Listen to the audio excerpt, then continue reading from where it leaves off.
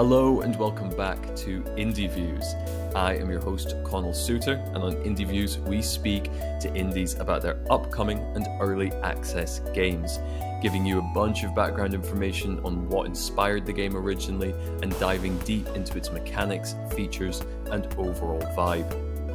Today, we've been lucky enough to speak to Julian Whiteman from Grave Mistake Games about their upcoming title, Festival Fever.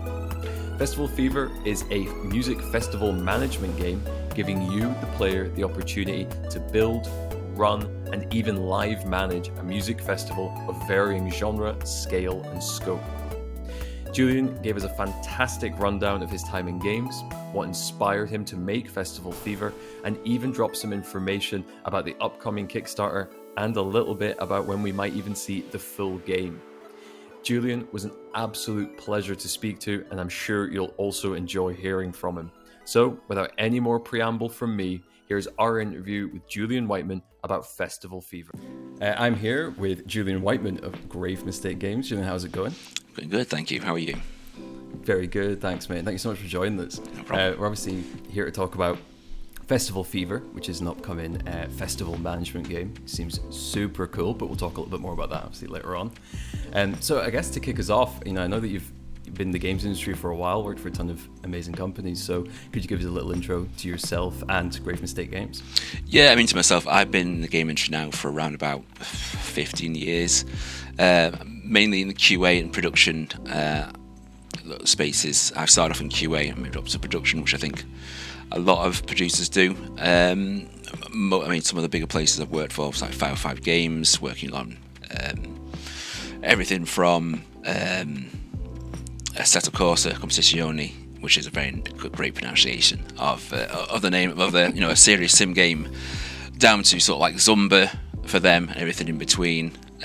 Worked for Too Much Digital, worked on Little Big Planet franchise, as well as Payday 2 as well with them. I've worked on, I think, console and platform wise, everything from the PS3 upwards for Sony, same for the Xbox, mobile, web, streaming, and even some set-top box apps at one point. So it's been the smorgasbord of random games and everything from tiny up to sort of AAA. That's amazing. It's quite impressive to work on such a range. Often folk feel end up working on one, right? Or this is it. You're saying about PlayStation, folk end up getting stuck in certification and sitting there for years. You must have seen it change quite a lot, and cert must have been very different back when you started to now. Yeah, when I first started in QA, I was actually at Sony doing their functional testing as well. So I did some of the certifications from that side. So I've seen it from both sides on theirs. It was always interesting from the first Switch as well. I worked on a project called Snake Pass, and that came out in the sort of launch window. And so while we were making the game, we were also talking to Nintendo about their certification process, and they kind of shrugged because they were still working on it at that point. So just kind of how big should updates be? Guess? Okay, great, sweet. We'll give a good stab at it. But the game did well, so. Yeah, so that's pretty much been my experience. It's been mostly in sort of development, production, and also publishing as well.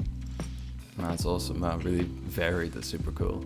And then Grave Mistake. So when did you found Grave Mistake? What was the story behind it? And the name, I guess, as well. So the main reason I founded it was that I was working on a lot of publishing stuff for my career. So I really wanted to keep my hands still in development. I also had the idea for the Festival Fever game for a while, so I wanted to just really kick it off. The name actually comes from I used to be a pro wrestler for about 5 years. No way. So it was kind of a play on my old wrestling name, which was Jay Graves. So it kind of worked from that. That's awesome, man. I love that, because I think people forget now the great history of wrestling in the UK. People like Big Daddy and all this, and they're such stars, and we kind of got overtaken, I guess, by American wrestling. But that's awesome. So was your name, you weren't the Undertaker, I assume, the British Undertaker? No, I actually had, it wasn't anything like the American Kane or the UK, Hulk Hogan or anything. You still get those sort of things in wrestling still over here, but I think the UK scene has definitely established itself more, and it was on the rise, especially a couple of years ago. And I think they're rebuilding again now. No doubt, yeah. A lot of fans in Glasgow. You get a lot of big events going on. That's awesome, man. Wow, what an incredible time to have spent, man, wrestling and working on first party and publishing. It's sick. And Snake Pass, that's so funny. I remember seeing that when it came out, and it was a great game, man. I thought it was, I felt it was underappreciated at the time. It was really good fun. It was the only, I'm pretty sure it's the only sort of internal IP that Sumo Digital have done. Sumo are usually known, especially for their outsourcing and helping out with other developers or other IPs. So like they took over Little Big Planet 3, for example. It's a shame they've not done more because they've got a lot of really talented developers there, and I think they could really knock out the park on their own IP. But with the way that the industry is going currently, I can understand them stay into the more of the outsourcing co-development side. Totally, yeah. It was disappointing, but just sort of bare realism news when that got announced, right? It was like, what can you do? Yep. But totally, maybe one day, right? Well, awesome. That's an amazing time. And then, so as we said, Festival Fever is what we're here to talk about, festival management game. Could you give us a quick intro to it? And I guess also, where the ideas came from and everything? I mean, the festival, I've always been a massive fan of games like Theme Park and Theme Hospital, those sort of old school ones, and then, some of the great stuff that Frontier are doing and 2 Point Studios as well. I always felt that a music festival game, or the sort of theme for a music festival would be great for that sort of genre. And I'm still surprised that nobody was really touching it. So that was one of the sort of leading ones. And myself, I've been to loads of festivals over my time. One of the main ones being like the Download Festival over in Donington, and a couple of ones in Europe as well. I think it's one of those great sort of themes that could really bring that sort of kind of, again, that old school British humour of like Theme Hospital or Theme Park. The thing they always use for it is think Theme Hospital, but rather than dealing with light bulb heads, you deal with metal heads. So that's been our kind of tag for a while. That's great. That's very cool. And so, like Download, I think I saw you talking about that Download it's like a specific inspiration for it. What was it about Download in particular? I think what makes a really good management game, or at least one that doesn't take itself too seriously, is the characters interaction. And if you've ever been to those sort of large festivals, you see a lot of interactions and a lot of characters in those sort of festivals. One of our earlier cuts for the trailer, we had a thing called bin jousting, which is where people get on those sort of really big skip bins, two on either side, and then just slam into each other, and you see people go flying. And that is like those sort of interactions you want to add into the game. So while you're playing, you'll see all these like small sort of things, people crowd surfing, pyros going off, people messing about, people jumping off things and stuff as well. That's great. No, that sounds amazing, man. I always wanted to go to Download. I remember, I used to watch Kerrang back when music TV channels were relevant. That and Scuzz. I remember always thinking, man, that's the place to go, So that's really good. And no doubt, it's got a very invested crowd. Do you know what I mean? Like the festivals, a lot of the ones that I went to in Scotland are very it's much more about going there and getting wasted than it is about the music. So you can tell the sort of drifting crowds. The biggest bands have about 10 people, and you're like, oh, okay. So no, I can totally see why Download would be so good for it. That's awesome. And then obviously, management games are quite interesting in that it's a very broad genre. I think a lot of genres have this problem, I guess, but with strategy, I feel you can kind of almost get the gameplay idea, but management can go in a lot of different ways, I find. So you're saying about Theme Park World, what other, in terms of the gameplay that you're going to be managing it, because is it complete, is there any other games you would cite as inspiration for it, or if someone as a shorthand almost for explaining it? Yeah, I mean, another good example, and it probably kind of feels like it's a little bit left field, would be Football Manager.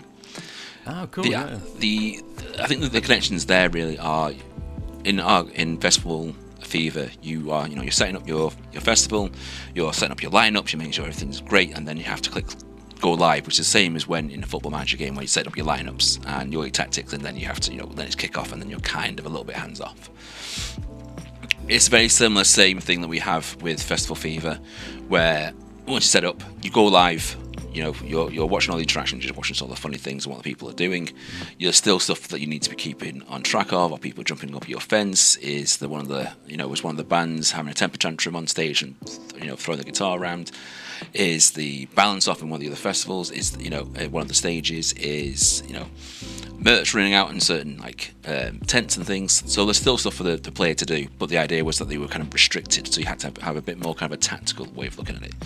And then at the end of the night, so if it's a multiple day festival, you'd have a small point, which is kind of like a half time, where you'd be able to change and do certain bits, but only to kind of realistic stage. So you won't be able to pick up a stage, for example, and move it across, but you will be able to bring in extra toilets or change around hardware with food vans and adding fences, so you can redirect where people are going towards.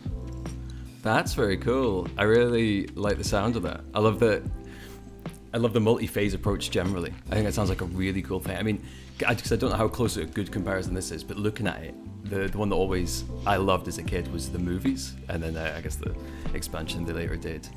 And I loved the movies, and again, it was a similar thing to what you were saying of how has no one made a game about this? Like, it's such an also easily kind of relatable thing for people to get into. But I think one thing that game kind of lacked was a multi-phase thing. It often ended up feeling a bit repetitive because you were kind of just making a movie, and as fun as that was, that release part wasn't really as fleshed out as maybe it could have been. So I love the idea of seeing your plan go into action and having to mess around with it. It's interesting because I've actually found my original disc for the movies as I was going through, and I found like a load of my older PC stuff. I mean, I don't know if anybody who even has a CD drive anymore. Totally. But yeah, it was. I want to replay that again because that was a great. That was one of those great. I think it wasn't Maxis. It was. Lionhead. I had the exact same thing earlier on. I thought it was Maxis this whole time. Yeah, Lionhead. They were a great developer again. They made some fantastic games, black and white. And yeah, it's a shame that we never got any sequels to the movies. I know there has been a few spiritual successors that are out there on Steam now. So.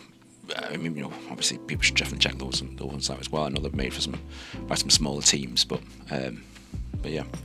Totally. Well, I can't wait for Festival Fever 2, where you're tackling Cannes and we're now doing film festivals, closing the loop again, yeah. But I loved what you said there, and can we talk a bit more about that? Like, so the build and live modes, is that a direct flow? And then you mentioned multiple day festivals. Is that going to be, so you've got these half times, so you've got build, live, halftime live. How many days could it go on for?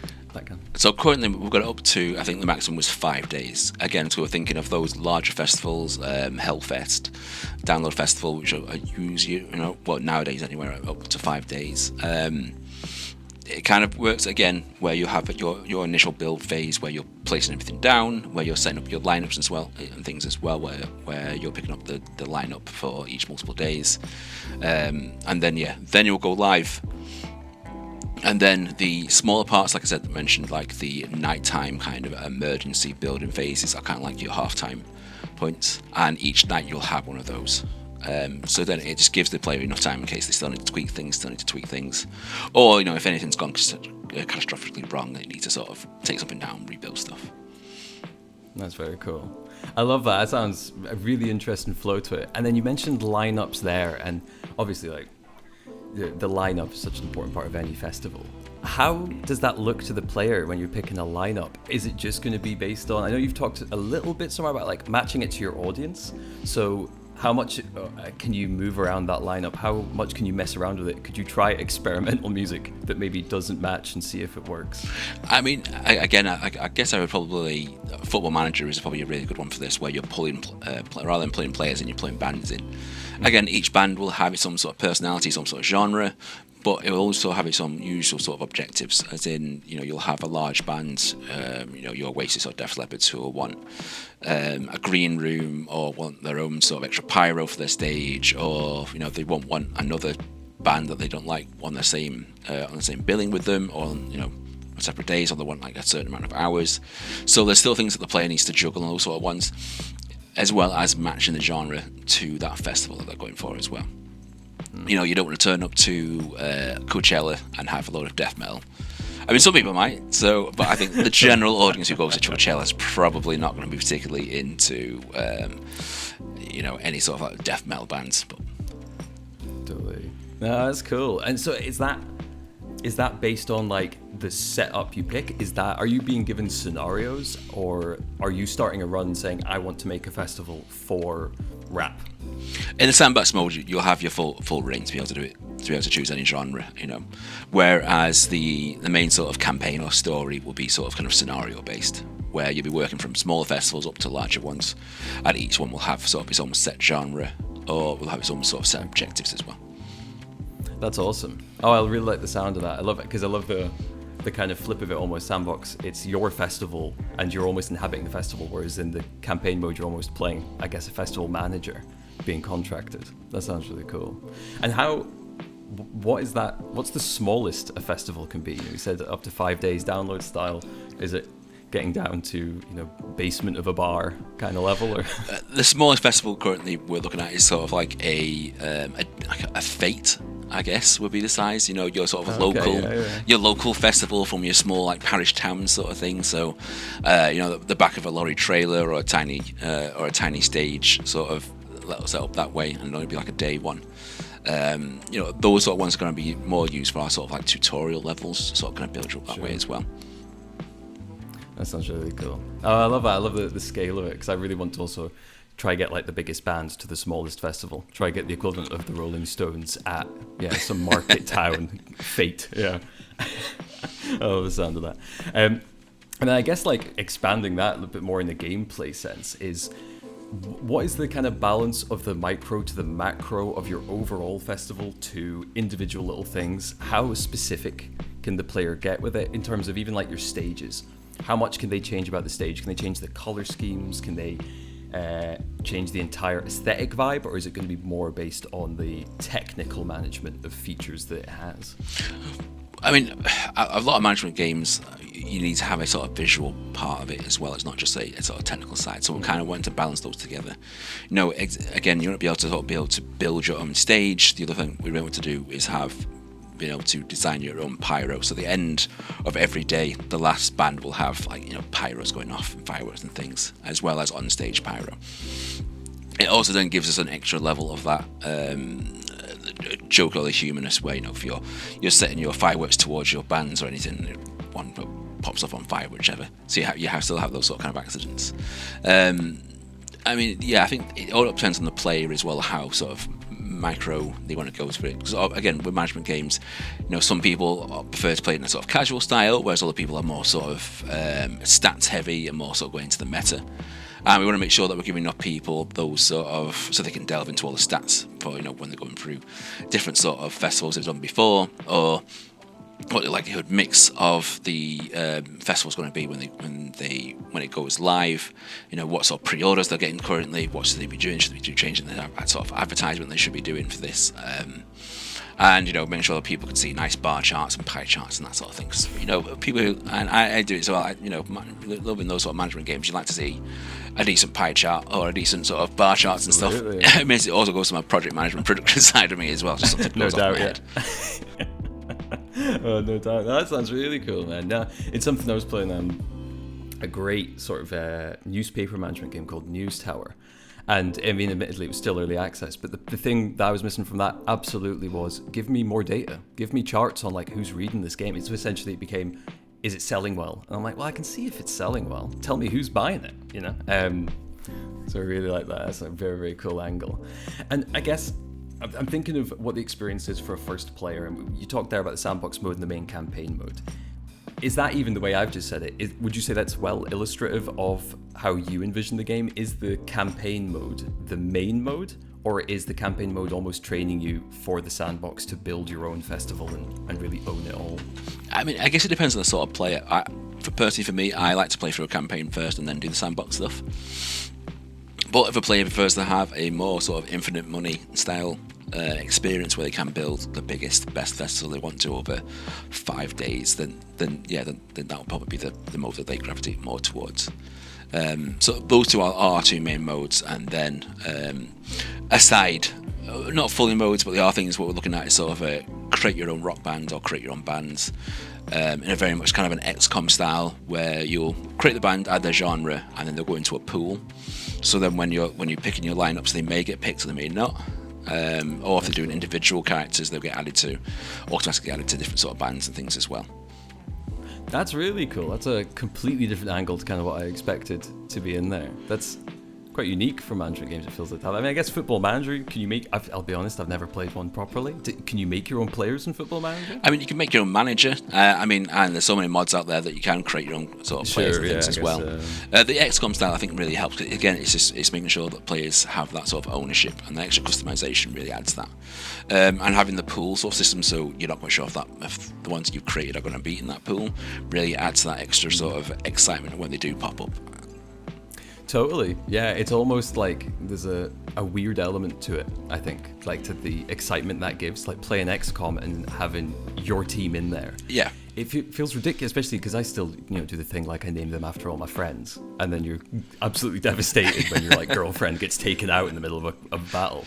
But it makes me think, it's like, God, we hear so much about games spending so much time on making all these different things, or really like user testing things. Do people like this character? Do people want this? And ultimately, you're never going to beat just let me build my own guy. It's going to be so much fun. Yeah, I mean, again, given enough customization or giving that control to players, just really helps them. And again, it makes them feel like they have ownership more of the game.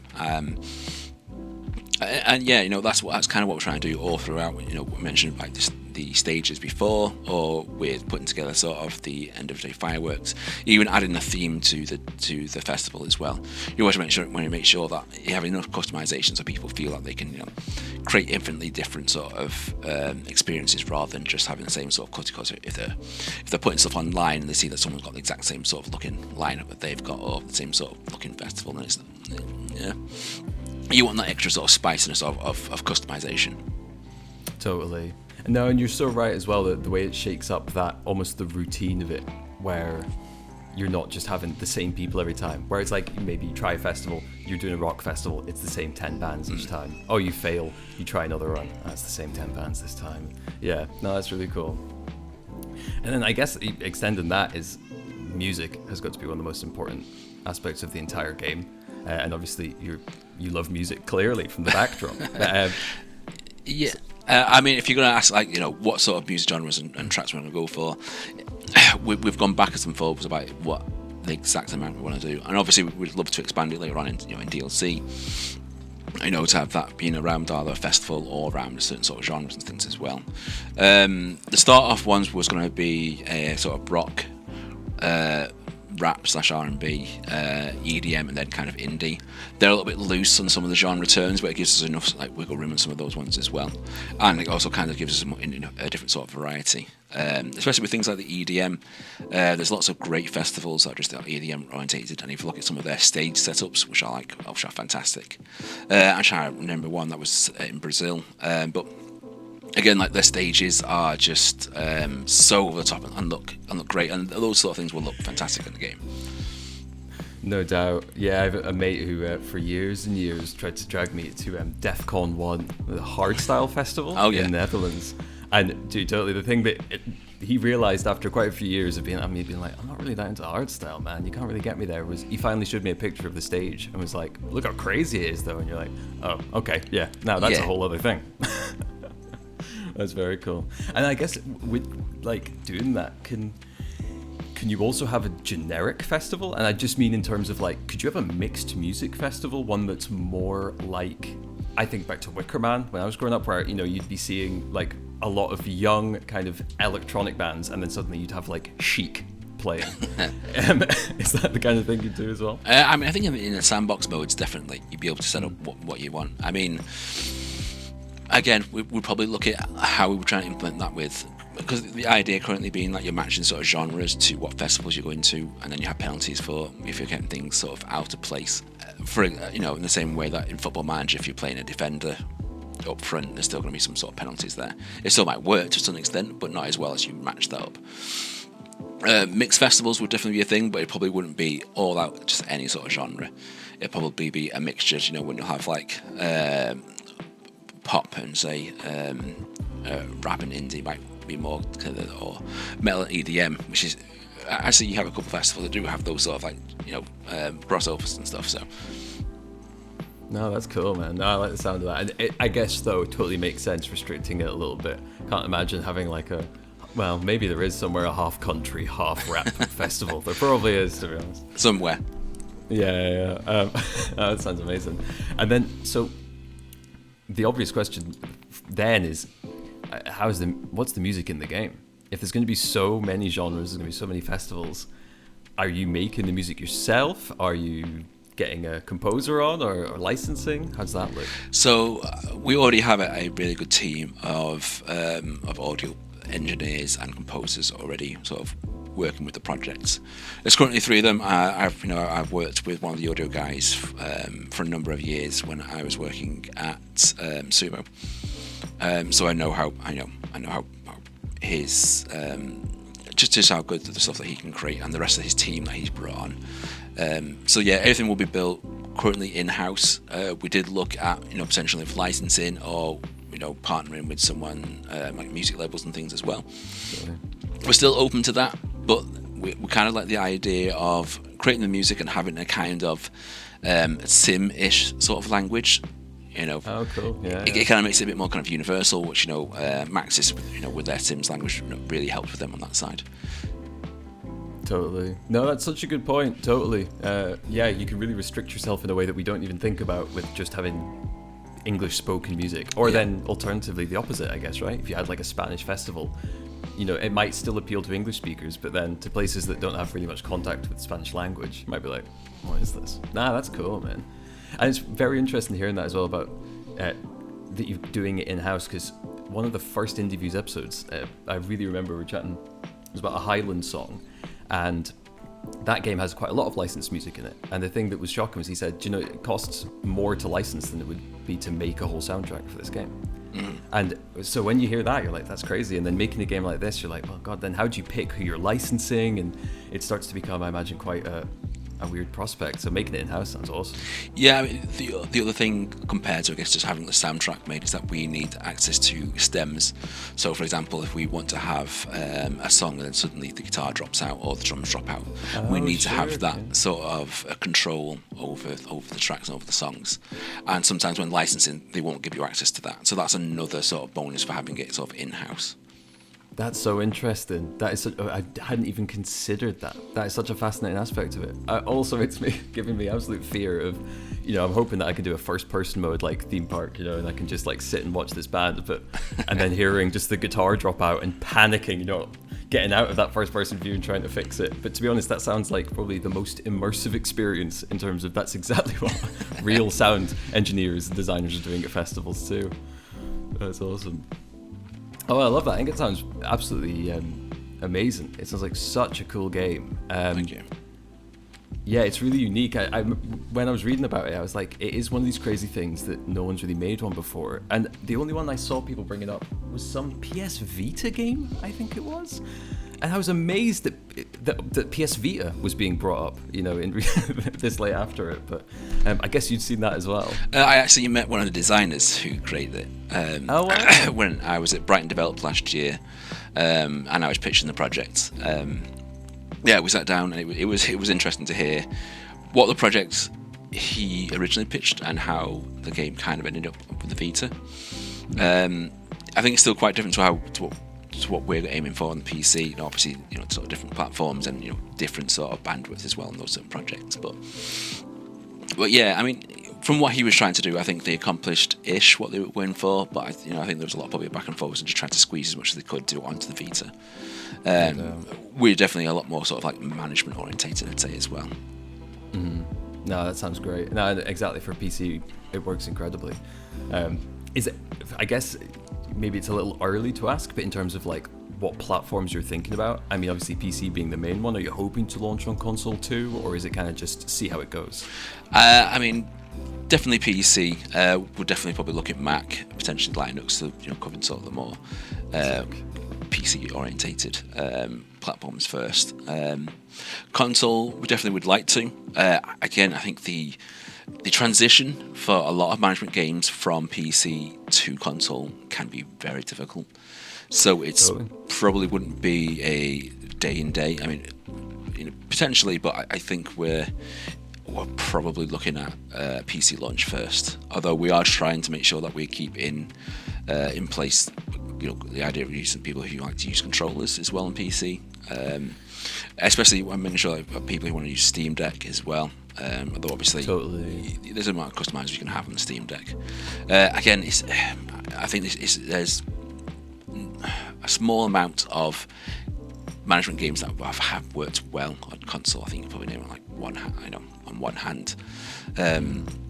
Getting it right without having having a joystick that just moves a mouse around really slowly, or you have so many different commands and you're just like clicking buttons and you're holding like 3 different ones and it just doesn't feel that intuitive. Menus within menus. It's we want to make sure that we get that right as well. No doubt. No, absolutely. It's funny the amount of strategy games that never did it as well. I always think back to I have a few friends that were always annoyed because I love Total War as a series, and they'd ask, when people ever get it on console? And it's like, oh, I don't know, man, good luck. Like, how would you do that? And then they always bring up Battle for Middle-earth 2 as an example of the strategy game that worked. It's like, honestly, I don't know if it did work that well, or we were all just young and loved Lord of the Rings enough to look past the problems. I mean, Crusader Kings is on console. I've not played it yet, so I don't know exactly how well it transfers across over, but I've not really seen as many complaints. And that is a very menu, heavy game. So game of menus, absolutely. Yeah, playing it on console sounds like a nightmare. Playing it on PC is already enough anxiety about missing something and getting assassinated. So I'm good. No, that's awesome. And then I saw that the game is on Kickstarter, and that's very exciting. So I guess what made you want to go with Kickstarter, and like any information on when we might see that launch? Is that a this year thing? I mean, transparently, where the current industry is it kind of pushed us to really kind of trying to self-fund and potentially self-publish as well. Having that freedom to be able to work on a project and fund it ourselves just opens it up more for us on that side. The Kickstarter as well just means that we have more freedom on that side, and we can also kind of create a few of those kind of cooler Kickstarter goodies that you see people have, but again with that more sort of festival favour, creating like a posters or like t-shirts and things as well. It's kind of a cool idea. That's awesome. Originally we were going to kick off the Kickstarter in the next couple of months. We're still kind of aiming potentially for, I think it was September, but we're still looking at kind of what are leading and what's sort of the best time really to really get a bang for our buck for the Kickstarter as well. No, awesome. And yeah, no doubt, man. It's kind of fascinating seeing like Kickstarter coming back as more of a thing. It feels like so many games got launched on it years ago, and then obviously we saw those, what was it Twig or something, the other one they did, some of these crowdfunding sites, and it does feel like it's coming back in popularity, but I think we've almost gone through the filter stage where suddenly real stuff is back on these websites again. Like you're seeing really cool projects throughout Kickstarter. I think Kickstarter for a little while kind of got a bad reputation of just projects just not materialising after a while, and I think that burnt a lot of people. I mean, you're not quite getting as many large style games as you were at one point. When you looked at back in the days, I think for example like Star Citizen, I want to say kickstarted ages ago, or Frontiers space sim game, which I've completely forgotten what it was called now. Elite Dangerous. Yeah, I think that also kickstarted. You're right. Yeah. And those are massive successes. Will we ever get there again? Potentially. I think it all it means about getting the trust again of people who are backers who want to do that. Oh, no doubt. Yeah, you're absolutely right. It really was that phase of and it wasn't even, I mean, maybe games were part of the problem there, but it feels like in terms of these projects that never became anything, 90% of them felt like bizarre real-life objects that were never going to be possible. Yeah. And everyone else got kind of screwed over by that, I guess. It's kind of mad. But that's really cool, man. I love also, you're absolutely right with those Kickstarter goals. Like, the one that always, and I've never been able to get myself to buy it, but it's like in RimWorld, you can buy I think thing on Steam that just adds your name to RimWorld, and you can just be a character in people's games. Which, although in RimWorld it's a bit of a scary prospect, because you're like, do I want my name to be in there and be turned into some cyborg on a crazy person's build? But being able to be in everyone's festival sounds awesome. It sounds like a great meeting point between the two. And I guess for music, right, lots of albums get started on Kickstarter as well, so it's clearly got a big music fan base. Yeah, I mean, one of the things we have toyed about was having one of the higher tiers be, if Backup wanted to have their bands or their track in the game as well. So that's something we looked into, because obviously then we can then work with that person to create those sort of stems and things as well, and be able to integrate that as well as have their likeness in the game. That's sick. I mean, I actually love that as an idea, even just totally, of having allowing people to submit their music. It feels like it must be quite hard to stand out in music now, the amount that there is, and the amount of platforms where everyone is sharing it. So that sounds really cool. Awesome. Well, it sounds amazing, man. I really can't wait to hear more about it. I mean, I guess in terms of the Kickstarter saying September, do you have an idea of a release date in mind, of any years that we should be looking at, or? I mean, I really want to get it out for 2026, but it all depends, I guess, again, on our sort of development cycle. I really want to make sure that the times that we're trying to release it, to make sure it kind of coincides with festival season, to be honest. So I want to make sure that, kind of hits at the start. So probably, I think more than likely 2027 will probably be the safer bet, with it being an early sort of May-ish, probably a bit earlier than that, as a sort of like festival season starter. Awesome. Oh, that sounds amazing, man. So yeah, everyone keep an eye out, early 2027. I love the sound of it, man. I can't wait for one day to be seeing some runner of one of these major festivals being interviewed and being like, I never knew I wanted to do this until I played Festival Fever and realized this is what I wanted to do with my life, man. Because it's the kind of thing, right? I think the movies probably had that effect for a lot of people. Yeah, so. Yes. I mean, yeah, that'd be fantastic to hear from people who were inspired to actually do it in real life, I think. Oh, I imagine so. Oh, definitely, man. Especially because I think it's a world that a lot of people just don't get really much insight into. It's like you go to a festival, right? And it's at such a scale. You can't really imagine how it's put together and how it's managed. I think you might understand the setup. Okay, well, you put a stage there and do this, but what does that actually look like on a day-to-day basis? Yeah, I mean, the amount of people who have been to a festival and gone, how hard can it be set up one? Like, well, completely. Well, you can try yourself now. Exactly. And that was our interview with Julian Whiteman of Grave Mistake Games about his upcoming game, Festival Fever. A huge thanks to Julian for joining us. I absolutely loved hearing about the game, and I think that he's got such a good idea and direction for it. I'm even more excited now than I was before the interview. I'm sure that's the same for you, so make sure that you go and wishlist the game on Steam today, and you follow it on Kickstarter to keep up with any news. As a reminder, that Kickstarter launch day is looking like September, as he mentioned, and mark your calendars for a possible early 2027 release date. I know that I'll be really excited as we build up to it, so make sure that you're wishlisting and following so you don't miss anything. A huge thanks again to Julian for joining us, and a massive thanks to you for listening in. We really appreciate it. Until the next time, that's all from us.